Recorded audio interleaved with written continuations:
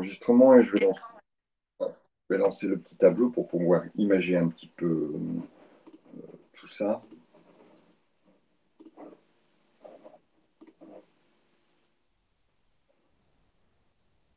Voilà, bien sûr, le gem est en cours de création. Vous pourriez y avoir accès si vous êtes connecté avec la bonne adresse mail.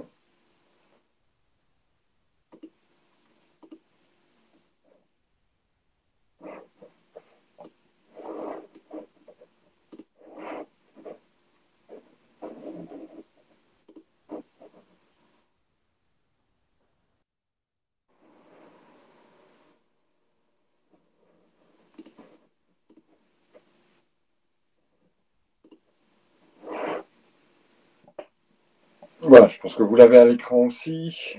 Donc ici, nous allons bien sûr parler des formes juridiques de l'entreprise.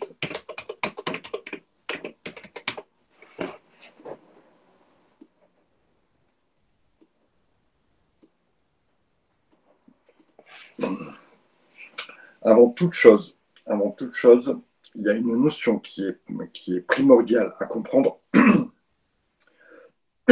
Pardon. Il y a une notion qui est primordiale à comprendre, c'est la notion de la personnalité morale.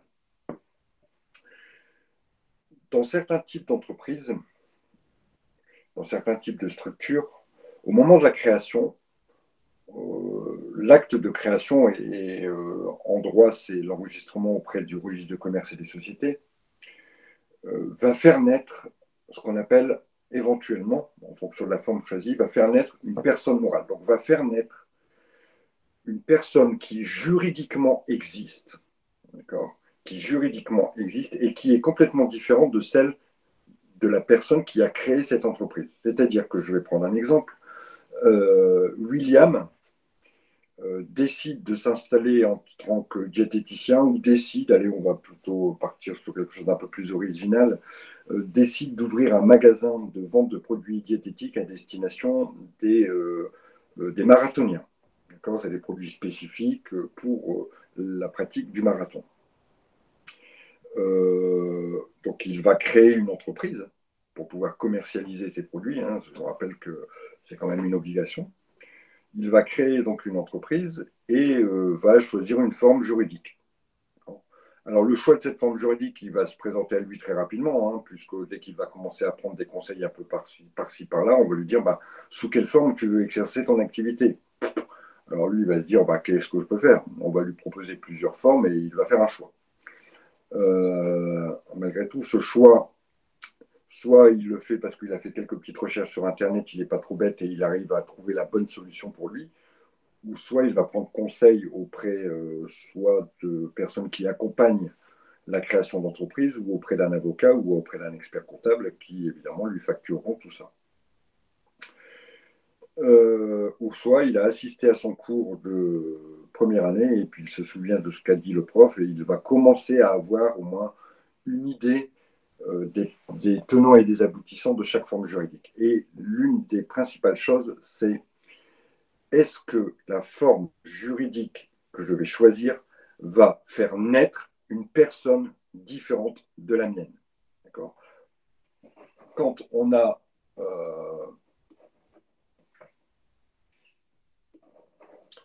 ici, on peut imaginer que ça, c'est le créateur. D'accord. Le créateur de la société. Le ou les créateurs. Ici, je vais prendre un exemple avec le créateur. Le créateur, lui, il a un patrimoine. D'accord. Ce patrimoine, vous vous souvenez, on en a discuté. On en a discuté quand on a parlé du bilan, et on a dit que le bilan d'une entreprise, c'était son patrimoine. D'accord. Et si vous vous souvenez bien, on avait fait le parallèle avec vous-même qui pouviez avoir un patrimoine avec des dettes et puis aussi des éléments positifs dans votre patrimoine. Donc, ce créateur, il a donc un patrimoine.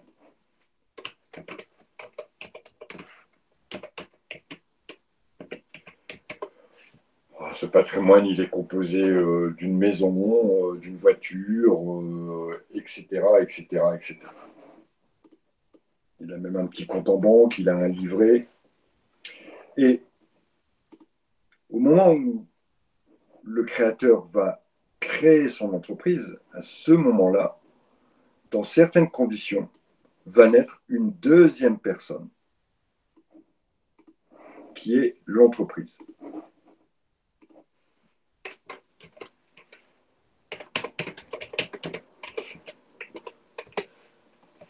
Et cette entreprise, elle aura son propre patrimoine. Ce que l'on voit bien ici, c'est que les deux sont bien séparés. Le créateur a son patrimoine, l'entreprise a son patrimoine, et donc, alors pourquoi elle a son patrimoine? Parce qu'elle a sa propre personnalité juridique.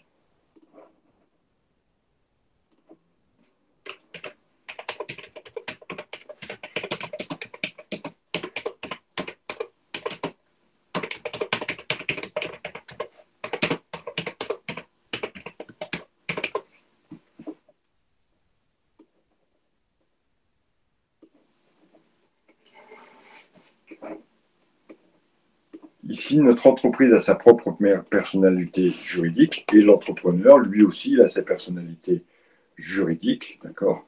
Le créateur, il a sa propre.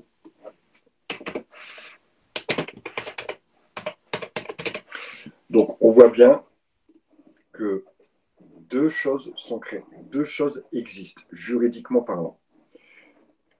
Lui, c'est une personne physique, c'est notre entrepreneur.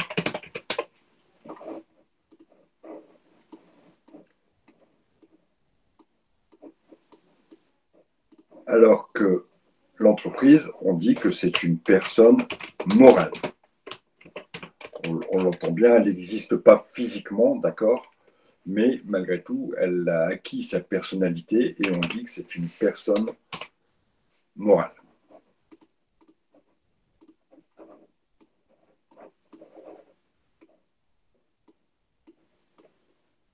Alors pourquoi est-il important que, et quels sont les enjeux ici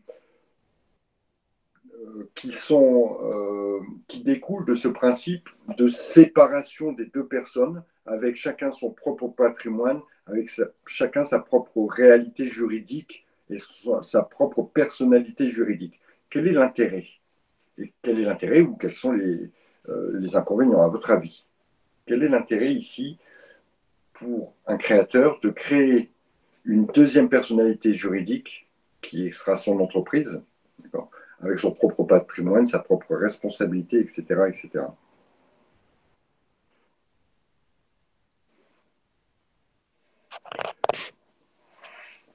Pour les impôts, ça peut être un intérêt, oui. Il y a une personne physique. Alors, attendez, hop, je vais me retourner. Excusez-moi, je vous tourne un peu le dos, mais je le dirai plus facilement vos commentaires ici. Alors, afin qu'une personne physique ne supporte pas les obligations à lui seul de son entreprise et pour ne pas que si l'entreprise coule, elle coule avec entre guillemets. Alors, c'est très bien. Je vais revenir après sur ce que Majdoline a dit. Séparer la vie perso de la vie pro, les risques, très bien aussi. Protéger ses biens personnels, très bien aussi, Fiona. Donc, vous avez à peu près cerné dans vos réflexions, Fiona, Rosie, un peu Lucie aussi, et Majdoline, la problématique. La problématique ici, c'est, voilà, que se passe-t-il en cas de problème au niveau de l'entreprise? Que se passe-t-il quand l'entreprise a un problème? Bien sûr, c'est l'entreprise qui sera responsable face à ce problème. L'entreprise, ça n'est pas le créateur, ça n'est pas celui qui a créé l'entreprise. On va leur donner des noms, hein, d'accord? On va leur donner des noms. On va dire, William, vous n'aviez qu'à pas arriver en retard, ce sera vous le créateur. William a créé son petit magasin, d'accord? Et il va l'appeler Sportonus. Hop, Sportonus. Voilà, c'est le magasin Sportonus. Ça, c'est le nom du magasin, le nom de son entreprise. Donc, si Sportonus, qui existe, d'accord, qui est une personne juridique, qui a sa personnalité juridique, si Sportenus a des dettes, parce que tout simplement, elle a commandé des produits et puis qu'était arrivé le confinement et que personne n'a acheté ces produits et qu'il faut maintenant payer le fournisseur qui lui a donc livré ses produits, mais il faut aussi rembourser un emprunt, il faut payer le loyer et que pendant ce temps-là, il n'y a pas d'argent qui rentre parce qu'il y a le confinement et que les aides de l'État ne suffisent pas à payer toutes les dettes. On est d'accord que Sportenus a des petits problèmes. Dans ces cas-là, c'est Sportenus qui devra être tenu responsable de ses propres soucis. William, lui, il s'en fiche. Ou en tout cas, il ne s'en fiche pas, c'est son entreprise, d'accord? Mais en tout cas, sa partie à lui, c'est-à-dire tout ce domaine-là sera protégé. Et que si Sportenus a des dettes, bien sûr professionnelles,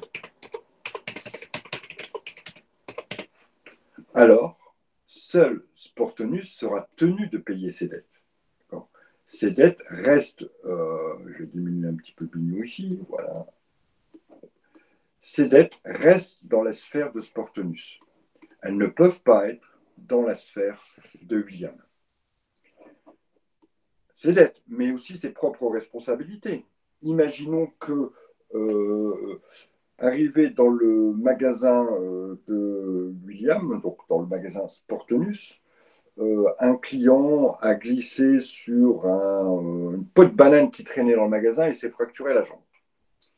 Il va donc engager la responsabilité civile de Sportenus et non pas de William, de façon à avoir la réparation de son préjudice. Bon. William, clairement, je ne vais pas dire qu'il s'en fiche, mais William n'est pas du tout affecté par cette problématique, par la responsabilité que porte Sportenus, ou pas d'ailleurs, dans le litige qui l'oppose à ce client. Donc, Sportenus sera attrait devant le tribunal de façon à pouvoir réparer le préjudice éventuellement du client. Sportenus sera attrait devant le tribunal pour rembourser les dettes qu'elle a elle-même eues vis-à-vis de ses fournisseurs, etc., etc. Vous comprenez bien ici que l'intérêt, c'est de vraiment différencier sa propre personnalité, son propre patrimoine et sa famille, parce que dans la sphère William, il y a aussi Madame William et les petits William, d'accord?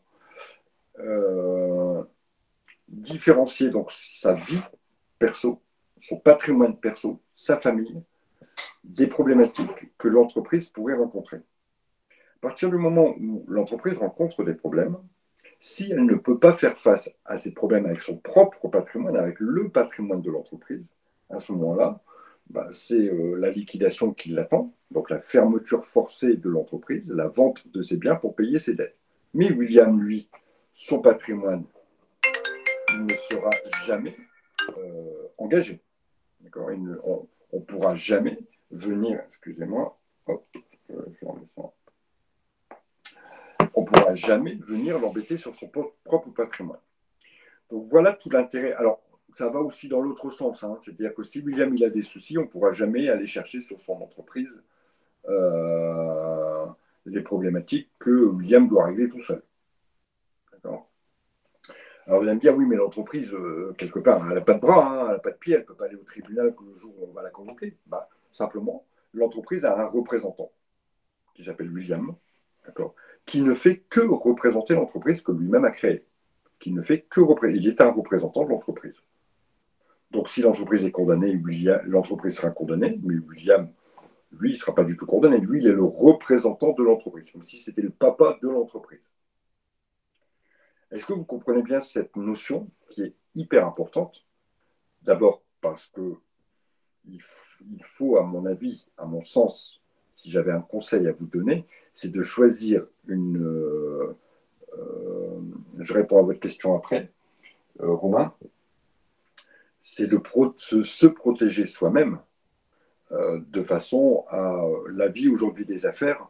Vous l'avez vu avec ce confinement, par exemple, ça peut aller très vite. On peut très vite avoir une entreprise qui est relativement florissante, qui va faire des bénéfices, d'accord? Et puis du jour au lendemain, parce qu'il y a un événement, parce qu'il y a quelque chose que vous n'avez pas maîtrisé, parce qu'il y a un confinement, parce qu'il y a des mesures administratives de fermeture, se retrouver sans aucune ressource. Donc la vie des affaires étant compliquée, il faut vraiment prendre la précaution de se protéger. Alors, question super intéressante de Romain qui me dit, voilà, s'il y a une liquidation, donc ça veut dire que si l'entreprise n'a plus assez de sous pour payer ses dettes, on la ferme.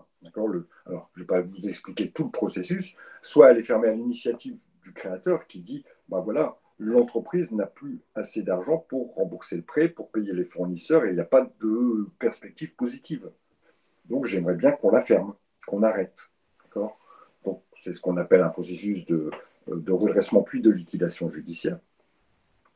Qu'est-ce qui se passe si, finalement, évidemment, généralement, dans ces cas-là, il n'y a pas assez de sous pour payer toutes les dettes de l'entreprise. Sinon, elle les aurait déjà payées.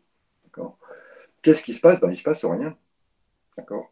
C'est-à-dire que l'entreprise paye, une personne va s'occuper de vendre tous les biens de l'entreprise, rembourser les dettes dans un certain ordre. D'accord? Et puis, c'est tout. On n'en parle plus. C'est pour ça que je vous dis que vous êtes protégé. C'est tout. On n'en parle plus. Basta, l'entreprise ferme. Ceux qui n'ont pas pu récupérer d'argent que l'entreprise leur devait, dommage pour eux. Dommage pour eux. Et puis c'est tout. Alors bien sûr, il y a plein de mécanismes comment dire, d'assurance quelque part pour ceux qui vous prêtent de l'argent, notamment pour la banque. La banque, si elle prête de l'argent à l'entreprise, elle va demander à ce que le créateur personnellement soit caution. Donc là, on perd un peu de la protection. Mais si vous n'accordez pas votre caution personnelle sur des emprunts pris par l'entreprise, pas de problème. L'entreprise ne peut pas rembourser, tant pis. Pareil sur les dettes vis-à-vis de vos fournisseurs. Votre fournisseur vous a livré de la marchandise, il vous les a livrés 10 000 euros de marchandise et vous n'avez pas réussi à la vendre, cette marchandise, et votre magasin, il ne tourne pas. Vous ne pouvez pas payer la facture du fournisseur. Et c'est tout. Si vous fermez, c'est tout. Basta. Alors, il reprendra sa marchandise, peut-être, mais si c'est quelque chose qui ne peut pas être vendu, c'est tout. C'est dommage pour le fournisseur. D'accord? Alors, je regarde un petit peu vos questions. Donc, en liquidation, d'accord. Et après, c'était l'assurance de rembourser le reste. S'il y a une assurance, il y a très peu d'assurances qui garantissent la liquidation des entreprises. Hein. Mais il faut quand même noter que si on a une entreprise qui coule par la suite et que si on veut en refaire une autre et donc nécessiter d'un emprunt, alors on est quand même un peu plus dans l'embarras. Oui, c'est vrai, bien sûr, c'est vrai.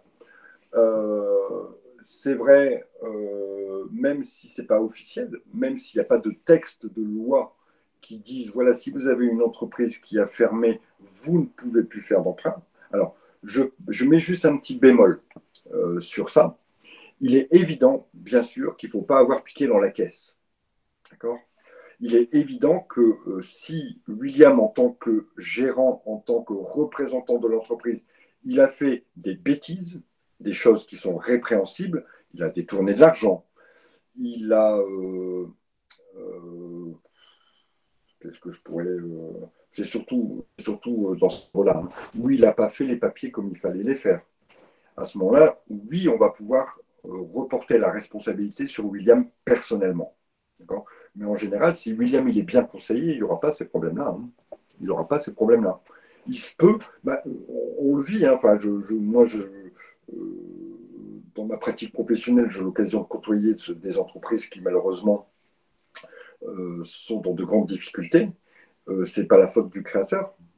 Le créateur a fait ce que tout le monde aurait pu faire. Et puis malheureusement, il y a des événements extérieurs. Et même si vous n'êtes pas le bon commercial, même si, imaginons, vous avez acheté des produits beaucoup trop chers et que vous ne pouvez pas les vendre. Ce n'est pas une faute. Vous êtes mauvais, c'est tout. Mais il n'y a pas de faute qui puisse engager votre responsabilité personnelle. Après, évidemment, comme le disait fort justement Majdeline, vous avez créé votre entreprise, ça n'a pas fonctionné, vous n'avez pas fait de faute particulière, l'entreprise est fermée, c'est tout, liquidation judiciaire. Vous voulez recréer une entreprise, si vous sollicitez la banque va voir que vous avez déjà éventuellement fait un dépôt de bilan. C'est quand même une mauvaise image. Et la banque sera moins enclin à vous prêter de l'argent. Mais c'est son choix. Il n'y a pas de texte qui dit vous ne pouvez pas. D'accord? C'est le choix de la banque. Vous pouvez aller voir une autre banque. Hein. D'accord? Voilà pour cette notion de création de personnalité morale qui est vraiment pour moi la base de tout. La base des choses. Pourquoi je disais aussi le fait de créer une personnalité juridique distincte de votre propre personnalité, et je reviens un petit peu sur ce que je disais dans le cadre du mariage. Aujourd'hui, 80% des Français se marient, même 90% des Français se marient sans contrat de mariage. Alors, on va imaginer que William, il a rencontré une princesse super gentille, super mimi, etc. Ils sont follement amoureux l'un de l'autre et ils décident de se marier. En France, on n'a pas cette culture de dire, bon, on décide de se marier, mais attention, vénard. Attention, il peut y avoir aussi des enjeux financiers. On s'aime bien, on s'adore, etc. Ah, oui, bien. Je finis juste ma phrase et je vous donne tout de suite vous avez le droit à la parole quand même. Hein. Donc, en France, on n'a pas la culture de se poser avec sa future épouse ou, d'accord, on n'a pas cette culture-là de se poser en se disant, bah voilà, l'argent, comment on fait. Voilà. On s'aime bien, on pense que tout va aller bien toute sa vie, ce que bien souvent on espère, et malheureusement, dans 50% des cas, vous savez que 50% des, euh, euh, 50% des mariages finissent par un divorce, malheureusement. D'accord. Et que ça peut aller très vite. Donc, il faut se protéger. Il faut se protéger. Allez-y, William. Vous vouliez dire quelque chose, peut-être?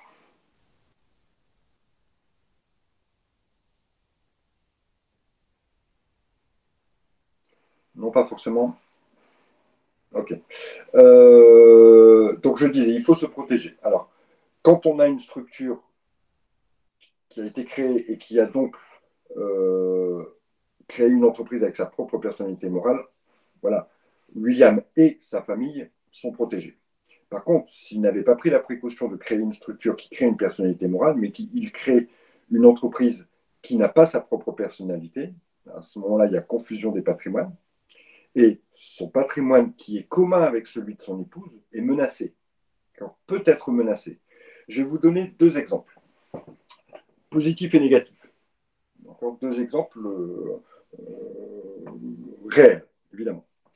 Alors, le premier, c'est une entreprise individuelle qui a été créée il y a une dizaine d'années, après que Monsieur X ait épousé Madame Y et qu'ils aient eu deux enfants. L'entreprise a été créée, l'entreprise pendant une dizaine d'années a très bien fonctionné. D'accord. Donc le couple a vécu des revenus que l'entreprise, des revenus professionnels générés par monsieur, d'accord, ou par madame, peu importe hein, d'ailleurs. Et puis, au bout de 10 ans, malheureusement, l'entreprise commence à péricliter. Ça dure 2-3 ans dans ces cas-là. Et puis, au bout de 2-3 ans, on est obligé de prononcer la liquidation judiciaire de cette entreprise, qui a un passif de 100 000 euros. Et à partir de là, on va demander au couple, à monsieur et madame, de rembourser les 100 000 euros. D'accord, puisqu'ils n'ont pas créé de structure permettant la séparation des patrimoines. Ben, on va vendre la voiture, on va vendre l'appartement, la résidence secondaire qu'ils avaient au Touquet, on va prendre les livrets de monsieur ou madame, peu importe, on s'en fiche. On va éventuellement vendre les meubles qui appartiennent au couple, d'accord. Et on va éventuellement saisir les salaires de madame, puisque monsieur n'a plus de travail, saisir les salaires, faire des saisies sur les salaires de madame, et donc évidemment mettre en grande difficulté toute la famille.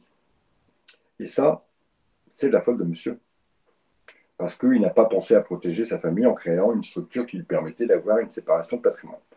Vous voyez, premier exemple très négatif. Deuxième exemple, qui est un peu plus anecdotique, d'accord, C'est monsieur qui crée en libéral, dans une structure en individuel, qui crée un cabinet de dentiste.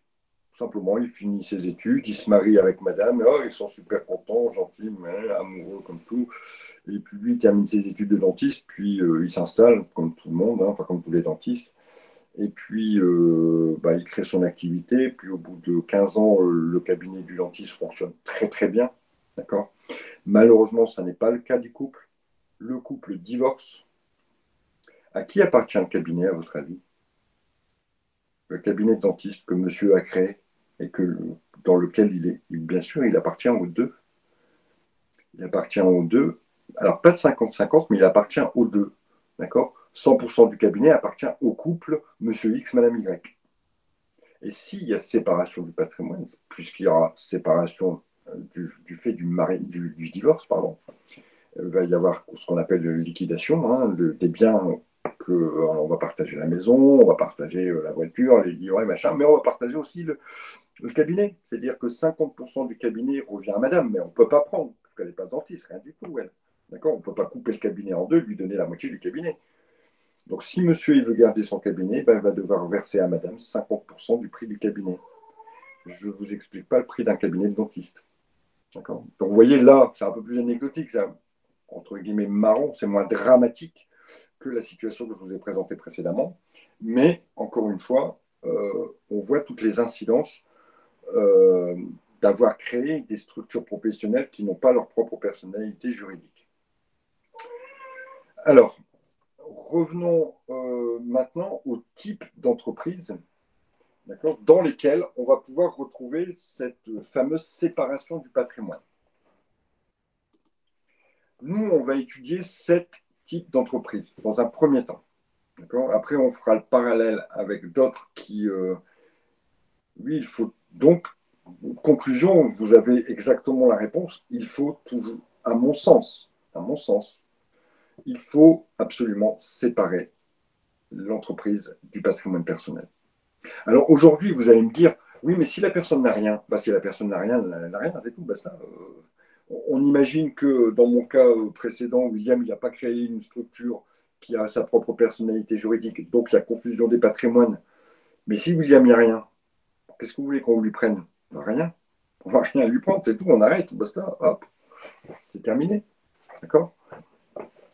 Mais ce que je vous souhaite, c'est évidemment de vous marier, peut-être, si vous faites un contrat de mariage, c'est mieux, mais même si vous ne faites pas un contrat de mariage, d'avoir un patrimoine, de construire votre vie.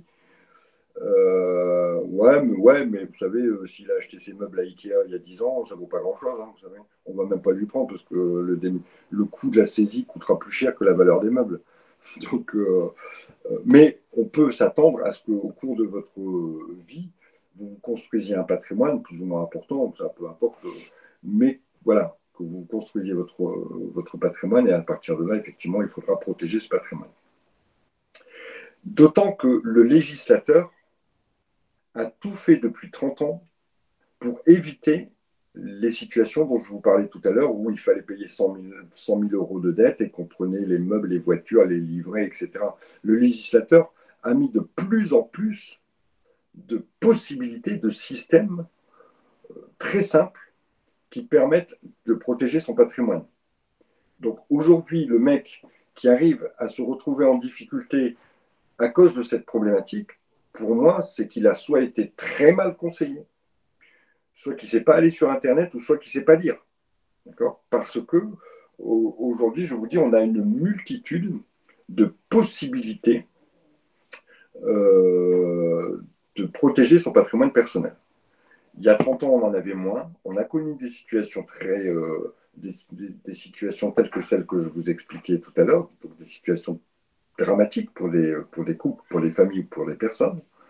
Et donc, on a de plus en plus libéré l'accès à des formes d'entreprise qui, des fois, étaient plus restreintes, à des formes d'entreprise qui créent cette personnalité morale, par exemple, par le capital. Il y a 20 ans, pour créer une SARL, par exemple, qui est pratiquement la société qu'on retrouve le plus en France, et qui est une société avec sa propre personnalité morale, donc protection du patrimoine du créateur. Au départ, il fallait investir au minimum, mettre un capital constitutif de la société d'un minimum de 50 000 francs, ce qui équivalait à 7 622 euros. Bah, tout le monde n'avait pas 7 622 euros pour constituer sa société au départ. Et pourtant, certains avaient de très bonnes idées, mais n'avaient pas ces fonds-là. Et il fallait que ça vienne de la personne. Donc, c'était un frein. Il fallait être au minimum deux. Donc, encore une fois, si moi j'étais tout seul et que je voulais créer tout seul, que je n'avais pas envie d'avoir un associé, ben, je ne pouvais pas. Le législateur a modifié les textes de façon, par exemple, à diminuer le capital nécessaire à la création d'une SRL à sa plus stricte petite expression, c'est-à-dire qu'aujourd'hui, il faut un seul euro. Si vous mettez 1 euro, vous pouvez créer une SRL. Vous pouvez aussi créer une SRL avec un seul associé. C'est plus une SARL, mais c'est une EURL, mais avec la même protection que la SARL, mais en étant tout seul. Donc vous voyez, il n'y a plus besoin d'être à deux, il n'y a plus besoin de mettre de l'argent sur la table. Encore, le législateur a dit, voilà, dans un premier temps, il y a quelque chose d'important pour les familles, c'est la résidence principale, c'est la résidence d'habitation principale. D'accord ? Vous pouvez faire une déclaration d'insaisissabilité de votre résidence principale, ce qui veut dire que personne n'a le droit, pour des dettes professionnelles, de venir saisir votre maison. D'accord ? Il faut faire la déclaration devant le notaire, ça coûte 200 euros. Vous la faites avant la création de l'entreprise. Et ensuite, si vous décidez de créer une entreprise qui n'a pas de personnalité morale, donc avec confusion de patrimoine, malgré tout, votre résidence sera protégée. On ne pourra jamais vous la prendre. Oui, je réponds à votre question après. Deuxième temps de cette protection, le législateur a dit oui, c'est très. Les gens ont dit bah oui, c'est bien, mais malgré tout, il faut passer devant le notaire, il faut y penser, c'est pas toujours facile, c'est payant, etc. Quand même, on a essayé de créer de l'emploi, on a essayé de créer de l'activité en France, on s'est planté, on vient de nous prendre notre baraque et on se retrouve à la cour. C'est pas quand même très juste tout ça pour des gens qui souvent ont créé une activité. Donc, il y a maintenant 4 ans, oui, 4 ou 5 ans, le législateur, la loi est passée comme quoi on ne pourra jamais vous prendre votre résidence principale pour une dette professionnelle. D'accord, jamais. Il n'y a plus besoin même de faire de déclaration. La résidence principale est insaisissable pour des dettes professionnelles. Vous avez créé une entreprise, votre entreprise malheureusement a 200 000 euros de dette, il n'y a pas de séparation de patrimoine, il faut payer. Vous avez votre résidence secondaire, on ne pourra pas y toucher. D'accord ? Donc pour les dettes professionnelles, on ne pourra pas toucher à la résidence principale. Donc vous voyez que, et encore en 2010, on a mis un statut, un nouveau statut qui est un peu un hybride entre les deux. Vous voyez qu'aujourd'hui, excusez-moi de l'expression, mais il faut être total pour choisir la mauvaise forme. Il faut vraiment être bêta. Il faut vraiment rien compris, rien écouté et rien lu. D'accord ?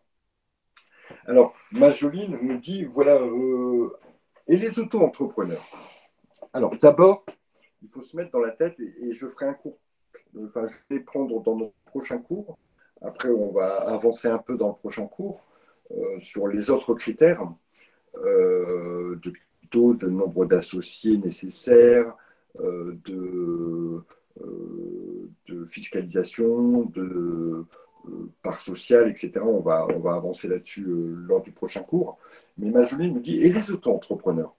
L'auto-entrepreneuriat, depuis 2014, on dit micro-entrepreneur, mais ce n'est pas très grave que vous disiez auto-entrepreneur ou micro-entrepreneur, on vous comprendra et moi je vous comprendrai et je ne vous sanctionnerai pas, certainement pas, parce que vous n'avez pas utilisé le terme d'aujourd'hui. On s'en fiche, même moi des fois je dis auto-entrepreneur, alors qu'aujourd'hui il s'appelle des micro-entrepreneurs, mais c'est la même chose. L'auto-entrepreneuriat ou le micro-entrepreneuriat n'est pas une forme juridique. Ça n'est pas une forme juridique. D'accord ? Si je vous dis je suis micro-entrepreneur, je ne vous parle pas de ma forme juridique, je vous parle de mon régime fiscal. J'ai un régime fiscal particulier. D'accord ? Et j'ai un régime social, j'ai des impôts particuliers, j'ai des modes de charge sociale particulières. J'ai un mode de fonctionnement particulier, mais je ne vous parle pas de ma forme juridique. Les micro-entrepreneurs sont des entreprises individuelles. Forme juridique qui ne protège pas le patrimoine. Forme juridique la plus dangereuse quant à la confusion de patrimoine.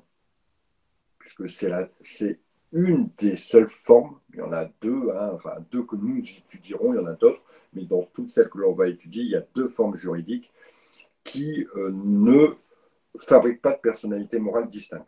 Donc c'est la confusion de patrimoine, c'est ici dans mon... voilà, tout est rassemblé, d'accord. L'entreprise et William, tout est rassemblé, c'est le même patrimoine. Donc tout est confondu et on peut venir saisir partout. D'accord. Ça, ce sont les auto-entrepreneurs. Alors, il y a quand même malgré tout assez peu de risques qu'ils créent beaucoup de dettes, même si depuis 2018, les montants maximums ont été pratiquement doublés. Il y a quand même assez peu de risques que l'auto-entrepreneur, puisqu'il a un volume assez réduit. Je vous rappelle que quand il fait de la prestation de service, il peut facturer au maximum 70 000 euros. Et quand il fait de la vente de marchandises, il peut facturer au maximum 170 000 euros sur une année. Bon, en général, ce sont des gens qui payent au comptant, qui sont aussi payés au comptant. Il est rare qu'un auto-entrepreneur arrive avec des dettes. C'est assez rare. D'accord. Ouais. Et en plus, le mécanisme de fermeture de l'entreprise est beaucoup plus simple. Donc, généralement, quand ça ne va pas, hop, un coup sur Internet, une demi-heure, l'entreprise est fermée. D'accord. Donc, attention, ne confondez pas, le micro-entrepreneur, ce n'est pas une forme juridique. C'est un régime. Un régime fiscal particulier. Mais ce sont, si on veut regarder leur forme juridique, ce sont des entreprises individuelles avec un régime fiscal particulier qui est le micro-entrepreneuriat. Ok. Alors, on va s'arrêter ici. Nous allons, dans notre prochaine séance, faire un tableau récapitulatif qui va reprendre toutes les formes juridiques que l'on va voir, et puis mettre, voilà, quel est le capital, s'il y en a un nécessaire, quel est le nombre d'associés, s'il faut les associer, quelle est la fiscalité pour cette entreprise, quel est le régime social du créateur, etc., etc. On a un tableau récapitulatif que je vous conseille de bien mémoriser et de bien avoir en tête, puisqu'il vous permettra de faire les choix et de proposer aussi, dans le cadre d'études de cas, la meilleure solution face à une situation qui vous serait soumise. Voilà, ça marche pour tout le monde. Je vous écoute, voilà, avec avantage, inconvénient, évidemment. Je vous écoute, Laura. Vous aviez quelque chose à dire? Bon, Laura n'a pas levé la main, c'était une vision de l'esprit. A priori, Laura n'a pas levé la main. Pas de questions?